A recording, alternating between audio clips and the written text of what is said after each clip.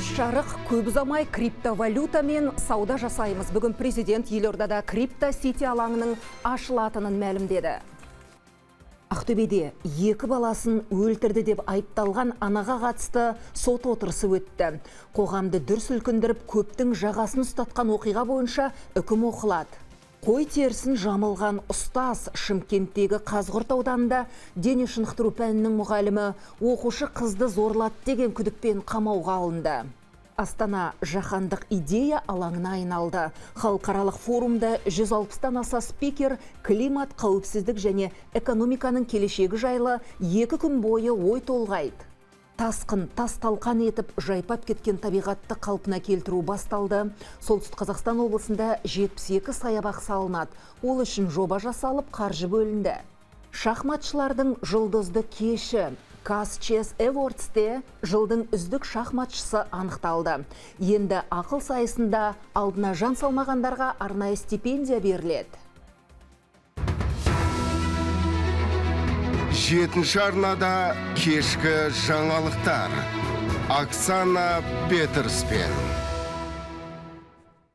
Қазақстанда жаңа төлем түрі пайда болады. Азық-түлік басқада қызметтерге криптовалютамен төлем жасалады. Бүгін Астана халықаралық форумында мемлекет басшысы Қасым-Жомарт Тоқаев осылай деді. Маңызды жиында ғаламдық экология мәселелері талқыланды. Еліміз келер жылы Біріккен ұлттар ұйымымен бірге өңірлік экологиялық саммитін өткізеді. Тың бастамамен батыл қадам жасалатын диалог алаңы бұл. Цифрлық технология халықаралық форумда көтерілген тақырыптың бірі. Қазақстанда жасанды интеллектіні дамытуға баса мән берілген. Ендігі мақсат елімізді Еуразиядағы жетекші IT хабқа айналдыру. Осы орайда қуаттылығы жоғары суперкомпьютер іске қосылып, криптовалюта төлем құралы ретінде қолданылады. Игі бастама Крипто-Сити пилоттық жобасы арқылы іске аспақ. Салмақты жиында атом энергетика мәселелерді назардан тыс қалмады. Мемлекет басшысы Қасым-Жомарт Тоқаев әлемдегі уранның 40% Қазақстанда өндірілетінін жеткізді. Дегенмен климат дағдарысы шешілмей, орнықты даму болмайтынын атап өтті. Орталық Азия планетадағы климат өзгерісіне осал өңірлердің бірі. Мұнда ғаламдық жылыну деңгейі әлемдегі орташа көрсеткішпен салыстырғанда 2 есе жоғары. Келесі жылы Қазақстан Біріккен ұлттар ұйымымен бірге өңірлік экологиялық саммитін өткізеді. Бұл алаң орталық Азия елдерінің стратегиясын жаһандық мақсатпен ұштастыруды көздейді. Әлемде қарулы қақтығыстар өршіп бара жатыр. Бұл экономикаға кері әсерін тигізеді. Жаһандық сын қатерден келтірілген шығын 19 триллион доллардан асады. Дүние жүзінде болып жатқан шиеленістер күрделі сипатқа ие. Оның тамырында түрлі қайшылық жатқанына тоқталды мемлекет басшысы. Астана халықаралық форумында президент өскелең буынды саналы әрі өркениетті қоғам құруға үндеді. 2 ай бұрын Біріккен ұлттар ұйымының бас ассамблеясы Алматыда орталық Азия мен Ауғанстан үшін орнықты даму мақсаттары жөніндегі Біріккен ұлттар ұйымының аймақтық орталығын құру туралы қарарды ресми түрде қабылдады. Бұл біздің көп жақты дамуға үлес қосқан маңызды жетістігіміз. Аталған орталық бірлескен жобаға қолдау көрсетіп, техникалық сараптамаларды қамтамасыз етеді және халықаралық ынтымақтастықты үйлестіреді. Тұрақтылығы берік, ынтымағы бекемел ғана жаһандағы сын қатерлерді еңсере алады. Әлемдегі шиеленістерге қарамастан былтыр экономикамыз 5%-ға өсті. Шетелден бірталай инвестиция тартылды. Халықаралық форумда көтерілген стратегиялық мәселелер ел дамуына оң ықпал ететіні сөзсіз. Инара Барсақбаева, 7-ші арна.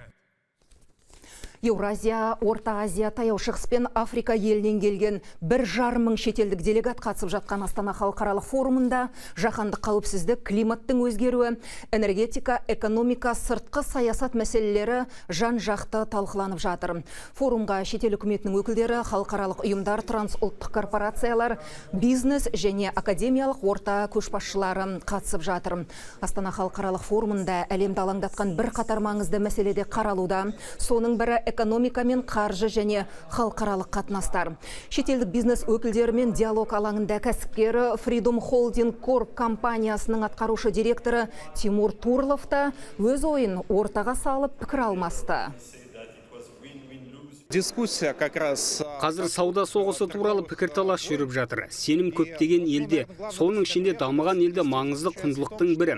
Ал орталық Азияда, Қазақстанда технологияны енгізу жолға қойылған. Оның ішінде батыс елінде жасалған технологияны да біз олардан тезірек енгізе аламыз. Бірақ батыс елдерінің әл-ауқатының негізі жоғары сенім мен тұрақты қарым-қатынас жүйесін қалыптастыруында. Астана халықаралық форумының бірінші күні мәресіне жақын бүгінгі күннің соңғы панельдік сессиясында Алатау қаласының құрылысы жайлы айтылды. Жаһандық ауқымдағы жаңа қалалық жүйе Алатау Сити қалай құрылып жатыр. Сессияда болып айтылған әңгімені өз құлағымен естіген тілшіміз сол жерден тікелей байланысқа шығады. Гүлвира, қайырлы кеш. Алатау Сити қандай қала болады екен?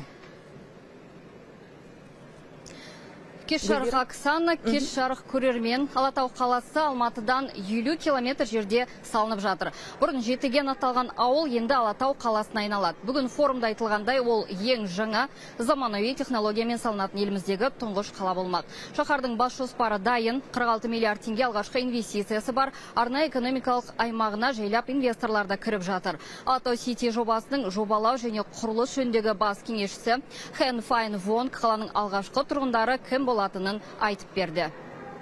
Well, the first residents of Alатау City. Алатау Ситидің бірінші тұрғындары ол экономиканың жаңа бағыттарында жұмыс істейтін жандар, яғни жаңа технологияларды IT-ді меңгерген 30 жасқа дейінгі мамандар. Алатау Сити жастардың қаласы болады.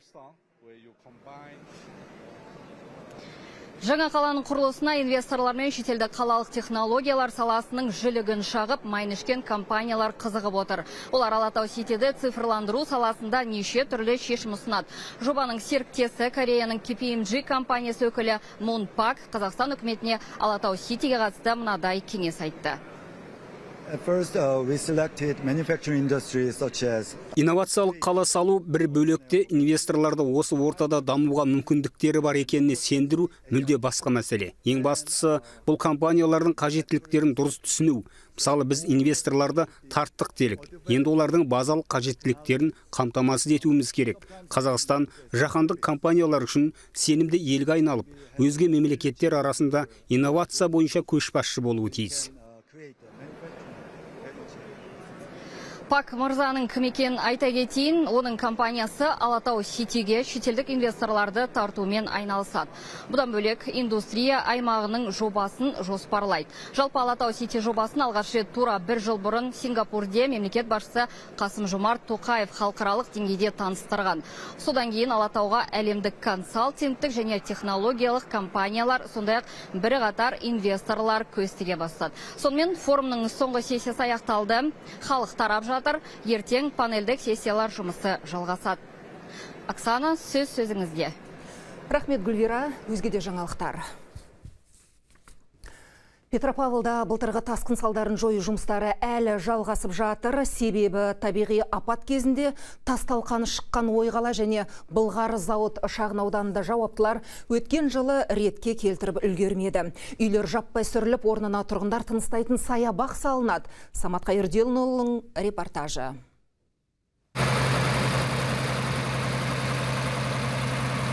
Ойқала шағын ауданы Есіл өзені бойында орналасқан. Былтыр табиғи апат кезінде мұнда 1700 үйдің 1200 суға кетті. Содан бері тасқын салдарын жою жұмыстары тоқтаған емес. Апаттық үйлер бұзылып, айнала күл қоқыстан тазартылды. Ал биыл жаппай абаттандырылады.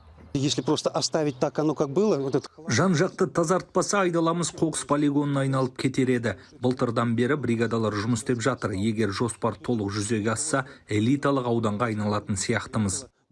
Жұмыс мамыр айының басында қайта жанданды. Ол үшін облыс орталығына әр ауданнан арнайы бригадалар келді.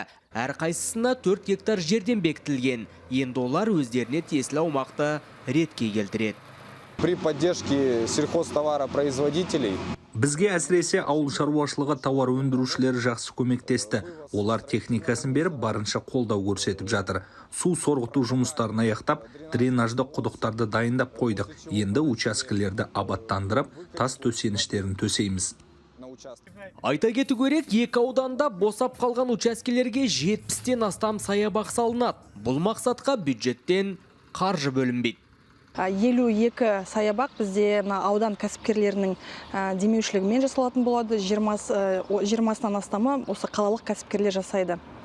Одан бөлек Қазақстан халқына қоры осы Подгара ауданында 2 фок салуды жоспарлап отыр. Бұл жұмыстар мамыр айында барлығы толық басталды. Осы жердің тұрғындары да үйлерінің қасбеттерін абаттандырып жатыр. Тасқын салдарын жою жұмыстары шаһарда шілде айына дейін жалғасады. Осы уақыт аралығында бұл аумақтарға 2000-нан астам ағаш отырғызу жоспарда бар. Солтүстік Қазақстан облысынан Самат Қайырденұлы, 7-ші арна. Сауалнаманың бүгінгі тақырыбына тоқталайық. Қазақстанда тонировкаға тыйымды алып тастап, оны ақылы ету ұсынылды. Көлік әйнегін күңгірттеуді ақылы ету қажет пе? Арнамыздың ресми телеграм парақшасына өтіп, 4 жауаптың біреуін таңдап дауыс беруіңізді сұраймыз. Оған экрандағы QR код арқылы өтуге болады. Өзге де жаңалықтар. Ақтөбеде өзінің 2 баласын өлтірген анаға қатысты сот басталды, алайда отырысқа айыпталушы қатысқан жоқ. 29 жастағы әйел Алматы облысындағы Талғар психиатриялық ауруханасында ем алып жатыр. Кісі өлтірді деген күдіктінің адвокаты ол емдеу мекемесіне параноидті шизофренияның басқа түрі диагнозымен мәжбүрлеп ем алуға жіберілгенін айтты. Мемлекеттік айыптаушының мәліметіне сүйенсек, әйел ұйықтап жатқан 3 жастағы ұлы мен 11 айлық қызын жастықпен және қолмен тұншықтырып өлтірген. Егер әйелдің ақыл есі дұрыс екені дәлелденсе, ол өмір бойына бас бостандығынан айырылуы мүмкін. Екінші баланы босанғаннан кейін аяғы кесірген болсам деп жаңағыдай жүре алмады, варикоз деп кішкене ауырсынды. Оны мен білем. Маған енді былай айтқанда опасыздық жасады деп ойлаймын біріншіден, бірақ енді 2 баланың аруағы үшін мен енді өзінен өйтіп ояққа жібергеннен емделіп қоғамға қосылғанын қалаймын әрине. Өзім балаларына деген ешқандай аналық мейірім төзатын бөлмеде жастықпен бірінші жерде ұйықтап жатқан жас бала заңғар бақты кейде, одан кейін қасында ұйықтап жатырған жас баланы ырысжан бақты кейде, екеуін жастықпен тұншықтырып қасақана қазаға ұшыратқан. Өзінің қасақана іс-әрекетімен 2 немесе одан көп адамды кінәлі адамға дәрменсіз күйде екенін көрінеу белгілі адамдар жас балалардың қасақана қазаға ұшырату арқылы, яғни Қазақстан Республикасының қылмыстық кодексінің 99 бабының 3 бөлігінде көрсетілген қылмыс жасаған. Түркістан облысында дене шынықтыру пәнінің мұғалімі оқушы қызға азғындық жасады деген күдікке ілініп қылмыстық іс қозғалды. Қазығұрт ауданындағы 38 жастағы ер адам 14 жастағы оқушыны түнде серуендеуге шақырған. Анасы 8-ші сынып оқушысының көлігіне отырғызып айдалада арам ойын іске асырмақ болған деп отыр. Бірақ жасөспірім қашып үлгерген. Осыдан кейін оқушы қыз соңғы 90-ды үйден оқуға мәжбүр болды.